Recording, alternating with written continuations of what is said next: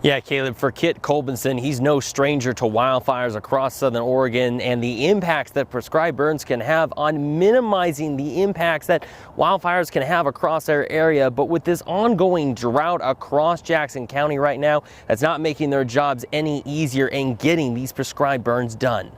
For Kit Kolbenson, my first year in fire was in '97. Fighting wildfires and protecting forests is what he's all about. It's rewarding in many ways, protecting the communities and protecting the forests. For the last 25 years, Kolbenson has been battling wildfires, but has also been working on projects that can help prevent a wildfire from starting, like prescribed burns.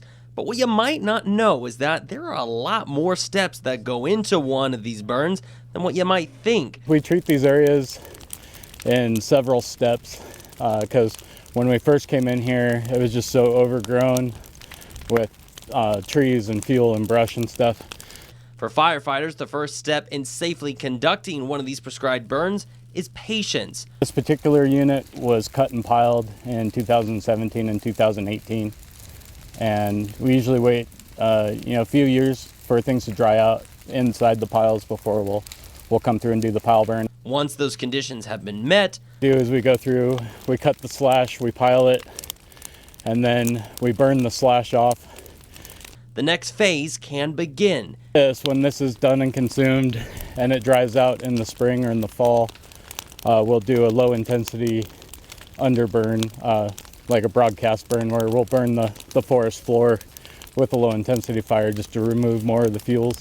But only when the right weather conditions are present. So by piling it like this and waiting for a day when all the fuel around it is wet and there's snow, the fuel inside the pile stays dry, and then it'll stay isolated because the fuels around it are wet. Still, each and every time that one of these prescribed burns goes off without a hitch, it means a less likely chance that a new wildfire might spark. Crews are working tirelessly to make sure that doesn't happen during this upcoming fire season, but the ongoing drought that Jackson County is facing isn't making life any easier for these firefighters. Our crews are being asked to do more for longer in the year.